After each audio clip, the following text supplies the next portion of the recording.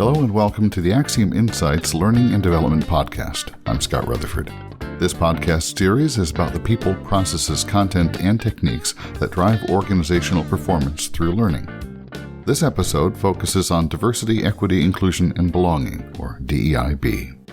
And I'd like to talk about just one facet of that for a minute. Why are we talking about belonging in the workplace on a podcast that focuses on driving performance through learning? And the answer is, very simply, that there is a relationship between belonging and organizational performance, and we can point to studies which have helped us quantify what that value is. For example, I'm looking at a Harvard Business Review article, The Value of Belonging at Work, which cites research finding workplaces with higher workplace belonging showed what they call a whopping 56% increase in job performance, a 50% drop in turnover risk, and a 75% reduction in sick days. And I'll link to that study on the episode page at axiomlearningsolutions.com/podcast. But with that context, I'd like to jump into the episode, and I'm fortunate to be joined by an expert on these topics, Ken De Loreto. Ken is a learning consultant with more than 30 years' experience working with businesses across multiple industries. And in our conversation, we'll focus on Ken's expertise in helping organizations manage culture and belonging, which, as I said to Ken, culture and belonging seems to be a point of connection or a point of inflection, depending, where issues around diversity, equity, inclusion, and belonging intersect in a workplace. You know, it's interesting when we first started putting together what we can call a curriculum that we have. We knew that approaching it from a place of diversity first was going to potentially be triggering for people. And there's enough out there to say that that is true. What we found is that the better place to start is from a perspective of belonging. Each of us as individuals can connect to it. We all have moments where we feel that we are accepted for who we are. We have our group, our people, and we belong. And we've all felt what it's like when we don't. What's interesting is a lot of us haven't ever thought of that as a goal in business, that that's something that I need to have in my organization. We may understand that in our family or friend group, but a lot of people have never really expected that belonging is something that should be experienced at work. And yet the data just shows that when it's there, productivity is higher, there's lower turnover, people take fewer sick days. And yet, as we each reflect on our careers, we can probably pinpoint a few times where we felt like we were working with a team on work that we love, where we were truly accepted for who we are and did not have to in some way conform and change. Whether that's from some explicit message that we have to change. And I've worked with clients where that is the case, where their people have been told that they have to look and sound a certain way to represent their organization. Now, that may sound like great clarity, but it also starts to erode one's confidence. And then we can all probably pinpoint moments where we did feel that us being us was uniquely valued by the people and the organization with whom we work. Yeah, and I think if you've been in the workforce for a few years, most people will have come across those moments where you just feel like, and I think you're fortunate to have it, to say, okay, it clicks. The people I'm with, they get me. I feel understood. I feel confident in being who I am and not guarded. And it's a moment where things click. And I look back at my own career, and I can think of a few examples of teams that I've been fortunate to work with where that happened. And I don't know that at the time whether I had the terms of the vocabulary to quantify it, to explain what was going on. It just felt good. Yeah, and I think there's something interesting about giving people the language to understand it, because they can make it more present, they can be more aware of it, and they can make it more available to others. So belonging, and we approach it this way in the curriculum, we approach it from two perspectives.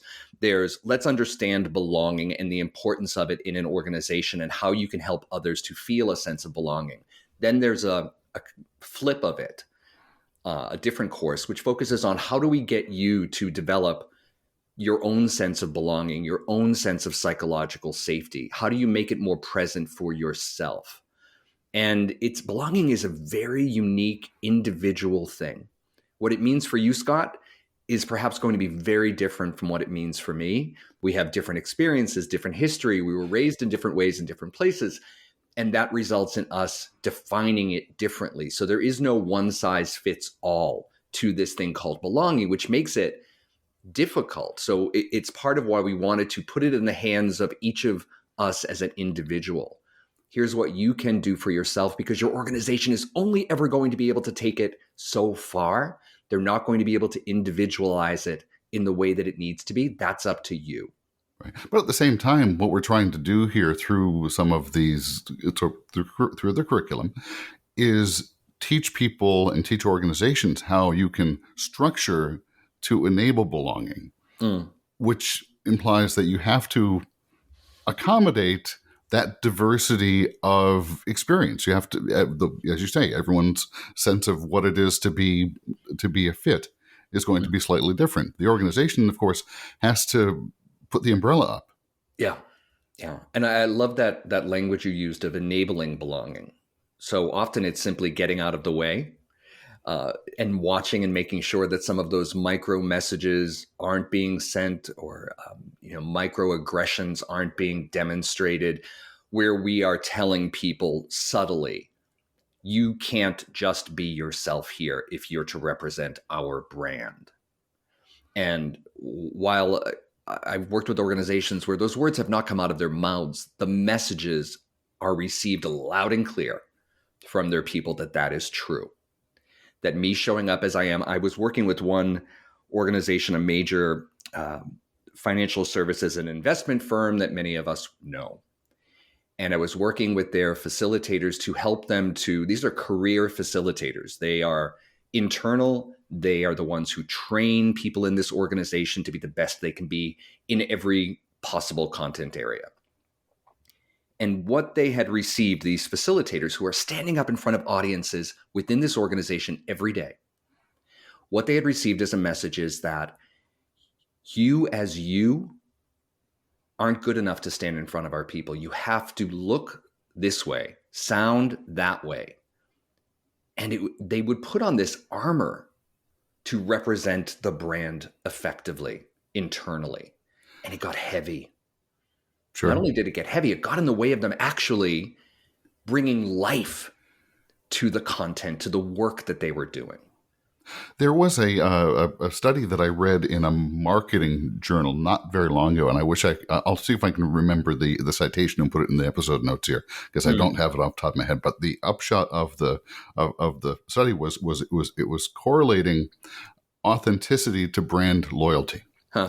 And what it did is drew a bright line to say that in the minds of consumers, people are making purchase choices about the brands they engage with and where they spend their money. They equated authenticity with brand loyalty. And as we're talking about, the notion of putting on armor to represent a brand that isn't you, that's dissonant, isn't it? Oh, it's so dissonant. And yet it is sadly so common. It is sadly so. This is an anecdote that just popped into my head, but it struck me. I was working with another financial services firm. I was teaching their leaders how to lead. And I'm working with their senior leaders. So these are not welcome to the firm people. They had been there for years. I finished what was a 3-day course, and I'm now cleaning up. Most people had left the room. And there are a few participants still lingering. And finally, there's only one. And he walks up to me and he says, that was really great. So I'm glad you enjoyed it. What did you get from it? And he gave me some of his key points. Then he pointed at my shirt and he said, I like your shirt. I said, thank you. He said, I could never wear a shirt like that here. Now, it was not unlike, and I know folks, you don't have the visual, but Scott's wearing a gingham shirt right now. It was a purple gingham shirt. So nothing outlandish. And I said, thank you. And he said, and your pants. Now it's getting a little weird for me, but I'm like, I'm going with it. There's a line here somewhere. Yeah, but I'm going with it. We'd spent 3 days together. And he's like, and your pants? I said, yep. He said, what do you call those? And I'm thinking, flat front pants? And he said, yeah.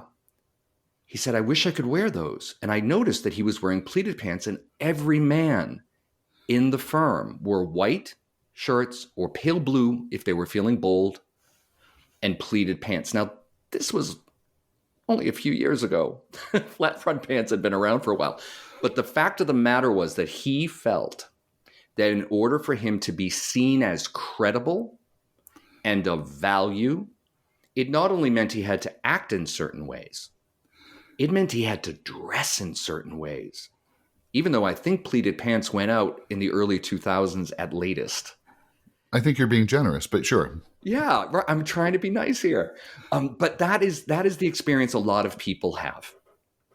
And as a result, this thought of belonging is so far away from them. And we're not talking about, when we go to authenticity, a lot of people think that it's about bringing your full authentic self to work. Well, look, there are guardrails. There are certain values within an organization that have to be met. There are certain professional standards that have to be met. So it's a balance, and there is a tension between those. How do I bring the best of myself and the most of myself while still appearing appropriate to the work and the organization that I'm in? Right. And that definition of what's appropriate and what's professional opens up, sort of a Pandora's box here, because it's not, of course, clothing is part of it, of course. Sure. But you start to talk about, hairstyles and the notion of what's appropriate and what's viewed as professional, and how, judgy organizations can be. Or judgy and discriminatory, how they can be about what is professional. You start to get into some very charged waters when you're defining what professional looks like. You do, and then you start to get into, which is a really dangerous place, employees comparing themselves to others. So here I am, I have conformed, I have done everything I need to do to fit into this organization, and now I see you come in and not following the same rules and being your authentic self when I've already had to conform to fit in and be successful, and it creates tension. So there's a lot. It is a charged, to use the word charged, it's charged. And this is part of what we try to tackle. Part of the way in which we've designed is we want the learning to not be triggering, but we do want it to get to a place where we're having the real conversations that need to be happening. And then to provide people with the tools and tactics to be able to manage those situations more effectively. And I know one of the workshops that you facilitate is specifically on unconscious bias, and I think that moves on from. I think it's fascinating because I think you're right. There's a facet of it which can be resentment. Folks who have said, "Well, I had to do this. I had to wear the right suit and the right pants and show up the right way and use the right language for the past 20 years." And how dare you, new person, not have to conform in the way that I did? Yeah. I think that's a really interesting scenario. But then there's also, but that's almost the conscious side of it. Then you have the unconscious side of it, which is the discomfort with folks who might just not share your lived experience or might not feel like the folks that you might have known. And that whole, how do you bring people along through a conversation that is inherently uncomfortable like that? Well, and it's uncomfortable because if not treated well, it sounds like you're saying, when you start to get into the topic of unconscious bias, it sounds like you're saying you're a racist. And that's not what it is. It's why we approach it from a neuroscience perspective in that particular course. We want people to understand that this is simply the wiring of all of our brains, that all of our brains are wired to be discerning, to be group oriented, to feel safety with those who are like, and to feel unsafe with those who are not like. That's a survival wiring. If I fit into my group and I'm on the inside of the group, that means I have access to resources. It means I have food, I have shelter, I have things that just primally your brain is wired to want. And that has not changed. Just because we are now in work environments and not in the wild does not mean that our brains have yet rewired to that subtlety of the office place. And all of us know that. All of us have felt that primal urge pop up when, for example, you're in a meeting and someone shoots down your what you think is a brilliant idea and it feels like an attack. It's not an attack. There's no knife. There's no spear. But our brain sees it that way. And once we can recognize that, it helps us to just notice part of what's happening for us. And this is not about race alone, or we're not saying all of you cisgender white males are bad. That is not what we're saying here, because and I had to get my head around this in the design of it, that even for those who are seen to have the most privilege, the cisgender white male, that they are still put in a box. There's still a code of conduct. For example, don't show emotion. Don't break down. Don't be weak. Have a deep voice. Take charge. That's still armor that we're asking them to put on. So it's all of us. All of us have in some way felt some marginalization, some more systemically. Society is, better to some. I was in a workshop years ago focusing on diversity and inclusion, and I was put into a breakout group activity. And in my breakout group, there were 4 of us. There were 2 Black women and 1 white woman, all 3 identified as heterosexual. So there I am, a white male, I identify as homosexual. And we're in this activity talking about sources of power, the traditional sources of power that society grants. For example, are you white? Yes or no. Are you a man? Yes or no. Are you Christian? Yes or no. Are you straight? Yes or no. So we get to me and talking about where my sources of power come from. And I felt something really fascinating happen. It came out of me. And they called me on it in the most brilliantly subtle and impactful way. I said, well, yeah, I'm white and I'm a man, but I've never really identified as a man because I'm gay. And they just all looked at me on camera and said, uh-huh.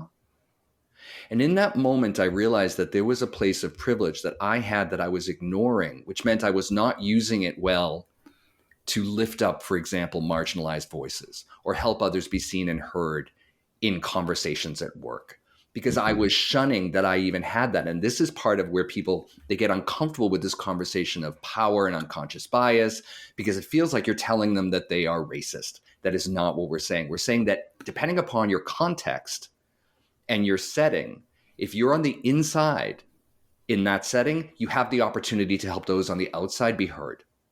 And it's a chance for us to use that. And that requires a lot of real honest introspection, though, doesn't it? Because you have to realize, okay, well, there are certain things that others looking at me will see. Yeah. See, my gender presentation and my, ethnicity and all of these things. Yeah. Of course, other facets that you don't see.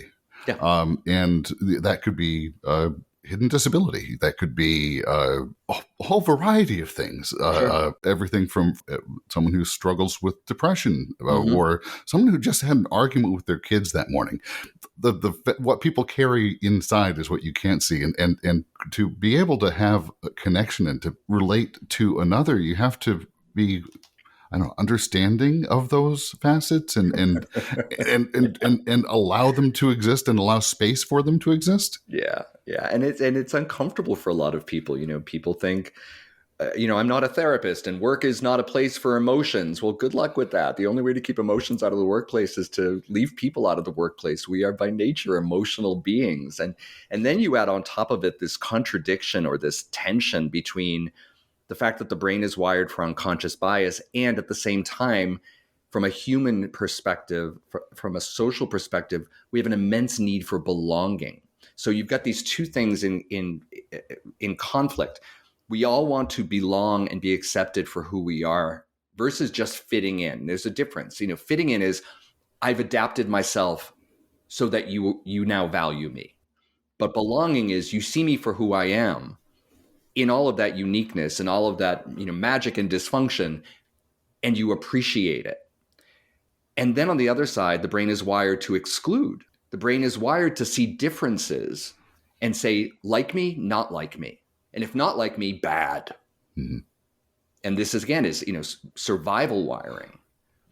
So those two things are in conflict.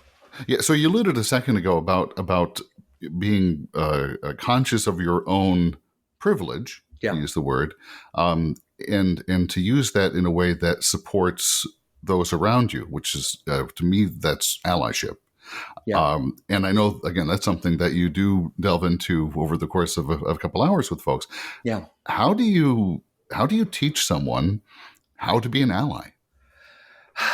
So we start with the conversation that we've been having here about privilege and power, insiders, outsiders, and the recognition that, again, all of us can be insiders or outsiders. For example, if I walk into a team meeting with people with whom I've never worked, even though we're in the same organization, I am all of a sudden an outsider. They're talking about conversations they've had in the past. Maybe there are private jokes. They're talking about things that they're all in the know on, and I'm immediately an outsider. If they come to my team meeting, they are immediately on the outside of that.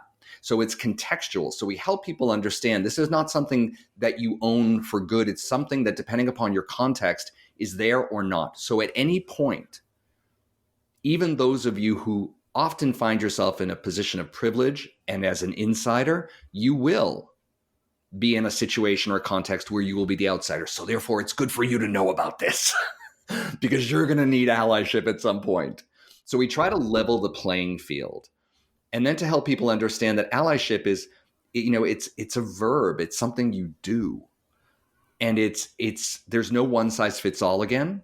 So this is about asking what support someone may want. It's not assuming what that should be. Sometimes it may just be empathy. And sometimes it may be lifting someone's voice in a meeting. Let's stop here. I realize that Sheila's been trying to get some words in and she hasn't been heard yet. Can we just take a moment and hear what that is? Mm-hmm. And it's an action. So it can depend. And this is not about, and we present it as a continuum. It's not about standing up like Norma Ray on a table and holding up the sign union. For some, it's about advocacy and really trying to change the organizations and its policies. And for some, it's simply about those small moments in a meeting or a conversation that can really make a difference. And those small moments, they have a ripple effect. So it's having people recognize that at any point you can be in that position of power, no matter your color, your age, your gender identity. Depending upon where you are contextually, you may have some of that power. And power, if it makes you uncomfortable, power is like electricity. Let's just call it a fact. It just is.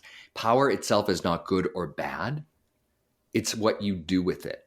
I often use the metaphor of a fork. I'm Sicilian. In my family, the dinner table can get quite animated. So a fork, while most of us can use it to eat, in a Sicilian dinner table, a dinner party, it could, if you get aggravated, be used to just poke the person next to you. So that fork is not good or bad. It's the intent behind it and how it's being used. And the same is true of privilege and power. It's not good or bad. It just is, like electricity or a fork. And to not recognize that it has an impact and can have an impact and that you have it in your hand means that you could cause more harm than good. Right. I like the distinction you make between being an ally as a noun versus being an ally as a verb, and saying that allyship, to be an ally, is what you do. And I think that's very simple. And it does sort of decomplicate it too. Well, I don't necessarily perhaps need to be the crusader on the table with the placard. No. I can be the person in the meeting who is listening to those around me and saying, yes, well, I think, A, B, let's go back to that point and making sure that others' voices are heard. A lot of what we're teaching people are sort of more subtle, elegant, and tactical approaches to situations. It's not about, being militant or standing up on a table and pounding, your fists. That is what some people want and what certain situations may demand. But for the day-to-day, there's a lot that can happen with small, elegant, graceful movement.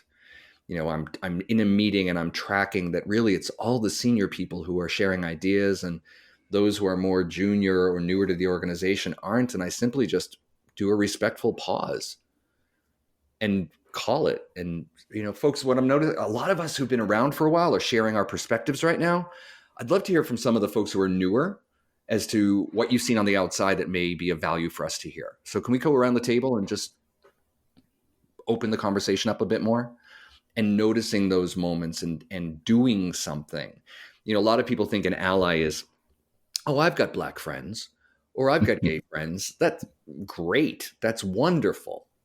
But what are we doing in moments where we have the power and privilege to open that up to others and create some increased inclusion? Right. And also it's a responsibility. Voices. There's a facet of responsibility there. Yeah. And within that lie better ideas and better problem solving and different perspective, all the things we know to be true about diversity that we still need help to make happen, because whether we like it or not, the brain is wired for birds of a feather flock together. Cliches are cliches for a reason, because they've been proven to be true over time. And this is one of those ones that we have to manage. If we're to create belonging, it means we're going to be flying with birds of unusual feathers. And that's not natural for the brain. But if we can make that connection and start to notice when it's happening, we can make different choices. So one of the reasons, of course, that this is, of course, it's important. I think there's a moral facet to why this is important. Sure.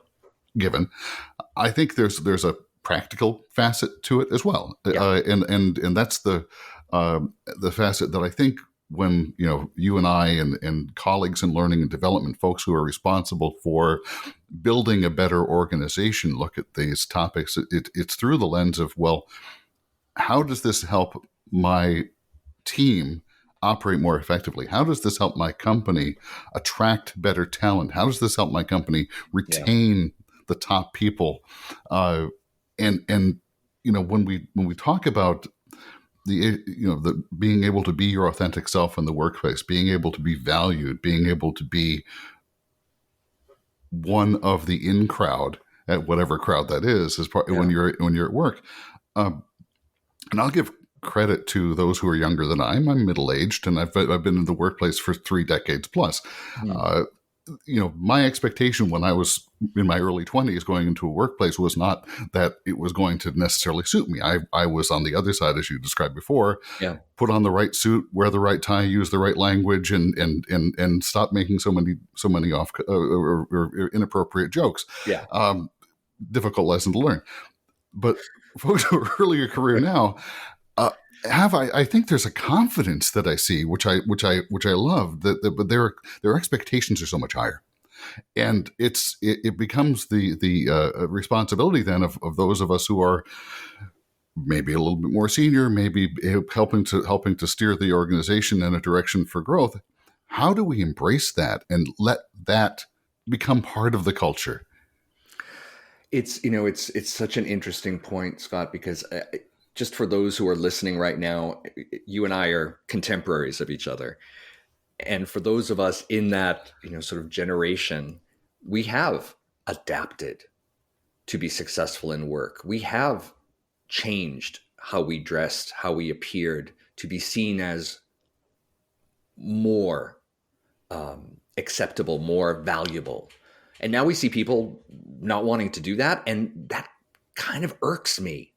If I approach it from that perspective, who the heck do you think you are? You have to earn the right. And that's what I did.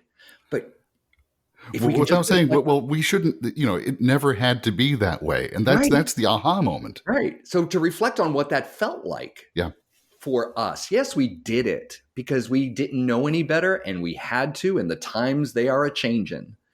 Right. But this was, it didn't have to be that way. I had a mentor years ago, and I had learned, it was the 80s and you adapt, and it's Boston, and there's a very sort of, in banking where I was, a very sort of narrow breadth that a man can be in terms of work back then.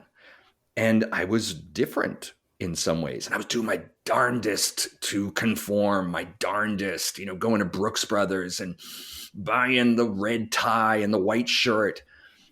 But there was still something inside of me. And she said to me, she said, "You're not like everyone else." And that's the last thing you want to hear. Mm-hmm. Just to go back to the age of 12, that's like the last thing you want to hear. You're not like everybody else. And I think she saw my face blanch in fear. And she looked at me and she said, "That's good." She said, "People in meetings aren't going to understand how you got there. And that's where you get them, by bringing something different to the table." And she put that in my head, maybe at around the age of 24, 25. And it slowly took root. The more I showed myself, the more I added value, the more my magic got to come through. And those differences made an impact. But, it's slow. So we teach people how to take steps. This isn't about changing the world overnight, whether it's your external world or your internal world. It's about small steps and continued movement to make that happen. But I can't imagine, and I know this is not the case for everybody. Now, I'm going to be 58 in 2 weeks. I cannot imagine what it would be like to not be able to be my full self in my work. And that's not the norm for everybody. And if everybody could just get a little bit more of that, I think the work would be so much better. So what have you seen the impact of these workshops in an organization over the because, as you just said, this is work that doesn't happen to start to finish in the 2-hour workshop. No. Take me through, okay, well, you start somewhere, you open the door, you start having some awkward conversations, give folks some tools and perspectives they can use. Yeah. You come back to that? Do you revisit it? What's the change look like over time? How do you see that play out? Well, I mean, we can go to the 70-20-10 rule here, and just for those who know what that is, it's simply saying that most of what we learn doesn't happen in classrooms. So I think of classroom work and courses like this as amazing triggers, really important triggers for additional things to be happening. So we've got clients who are doing some beautiful work on the 70% and the 20% to surround the courses, to continue the conversation, whether that be employee resource groups and or regular sort of coffee talk sessions where they're getting whoever wants to come to talk about a topic. I've got one. I'm doing some pro bono work for a school district, and they are teaching their certain students who have signed up and raised their hands to lead discussion groups about these sorts of heated topics. Like what they did one on the divisiveness of the 2020 election and racism and how it appears in the school system. I mean, really heated topics, but it's to create conversation. And we also don't recommend, one of the places, and any of you who read the opinion piece on diversity training in the New York Times a while ago, we don't recommend that this be like sexual harassment training, that it be required and you push everyone through it, that this be a pull. So, you may end up starting with those who are already inclined to believe that diversity, inclusion, equity, and belonging are important. That's fine. Start there. And then continue and broaden the conversation in a variety of ways. We have another client who does a beautiful podcast series where they get employees to talk about their experience relative to a particular facet of DEIB. And just hearing those stories, I don't want to talk myself out of my work because my work is about the courses, but they do so much to create a conversation, to get senior leaders having that conversation, to have them think about how it informs hiring and recruitment and promotions, et cetera, et cetera. But it's, it took a while to get where we are, and it's going to take a while to get someplace else. I think the 70-20-10 framework really does make sense here because, in the 10%, the classroom aspect, you're describing where the guardrails are. Yeah. And saying, okay, well, it's okay to talk about this. Obviously, there are certain lines you don't want to cross in terms of being grossly inappropriate or and I hope we all know where those are. But Mm. it's okay to talk about the notion that there are, privilege exists, or it manifests in different ways, and that, individual experiences differ. So, that sets up that informal activation that you're just talking about. Yeah. And it creates permission for the conversation. And a lot of what we try to do in the curriculum, again, is it is not our job to help learners in a course think about how to change their organization. That's a big task. What our job is to help learners understand how they can improve their own experience, their own world. And for instance, with allyship, their own actions to make a difference.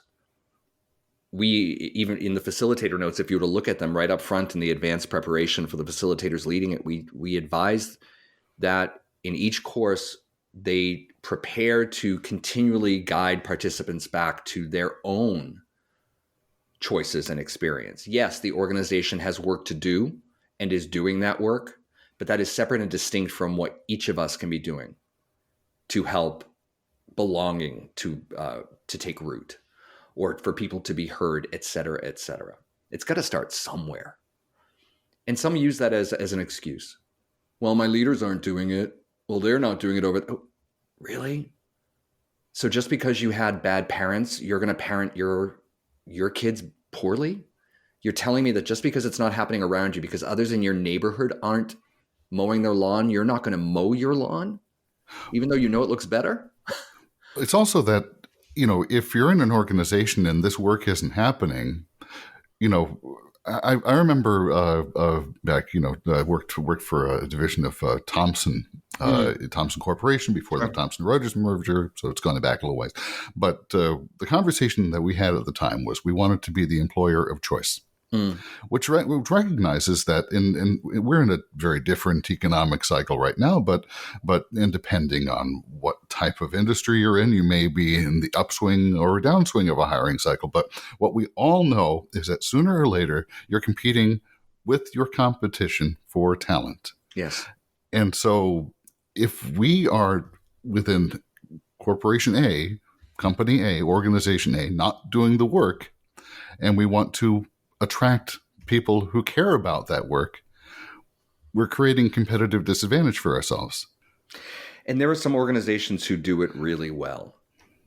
One of my clients now for 18 years, L'Oreal, for example, I think does it really well, where they welcome and they actually recruit for unique, different perspectives and experiences, but a love of beauty. So people who are from the arts and people who are from business and people who are scientists all coming together to bring their unique perspective for one sole reason, to your point, Scott, which is to be the number one beauty company in the world. But that is not how every organization has approached it up to this point. It's been about, do you look like me? Do you come from the same school? Do you come from the same, area, perspective, thought process? And we end up with a disadvantage. Yeah, but they're building that notion of sameness, as you said. We're wired to find the same. What ties us together, and if what ties us together is the mission of the organization, isn't that the North Star? That's if we're aligned on mission, then we can let everything else fall away. Well, it's so funny. I was having this conversation with someone the other day. They were talking about two parts of their organization that are not getting along, and the old adage of to align warring groups, warring tribes, galvanize them around a common foe, or as what you just said, galvanize them around a common aspirational goal. It works. That is how we do it, but we are designed to see differences, and that gets to be problematic. So if we can just recognize that we are all aiming for the same thing, it makes it easier. Or just to reflect on your own experience of having felt at certain points like you don't belong, or that you were on the outside, and to remember what that feels like, and to make choices to try to help that happen less for yourself and for others. You use the word sort of, moral, it's like it's morally and ethically correct, but at the end of the day, it just feels better. At least it does to me. Thank you once again to Ken De Loreto, learning consultant with Zeiberg Consulting and the developer of a catalog of diversity, equity, inclusion, and belonging workshops. We'll have links to some of the articles mentioned in this episode on the episode page, axiomlearningsolutions.com/podcast, and including a link to some of the workshops that Ken De Loreto designed, also available at axiomlearningsolutions.com/catalog. This podcast is a production of Axiom Learning Solutions. Axiom is a learning services company that provides learning teams with the people and resources needed to accomplish virtually any learning project or objective, including on-demand learning professionals to work alongside your team and complete learning content or project outsourcing. If you'd like to discuss how Axiom can support your learning team and your goals, you can contact us at axiomlearningsolutions.com. Thanks once again for listening to the Axiom Insights podcast.